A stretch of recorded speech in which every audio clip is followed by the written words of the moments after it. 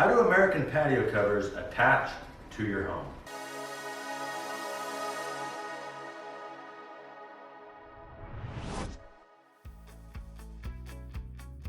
There are three common ways that we are going to attach the cover to your home, and it all really depends on the situation and how your home is shaped. The first option, and probably the most common option, is just to attach it right to the wall. So this would be if you have a tall wall and we can get it up in there, we would do a ledger, we would attach the cover right to the home, right to the studs internally. The second option is to do a roof mount. So this is also a common option where we are going to go up on top of the roof. This is going to typically be because we need a little more height under the cover, and we're going to use special brackets that keep your roof waterproof and keep the cover secure.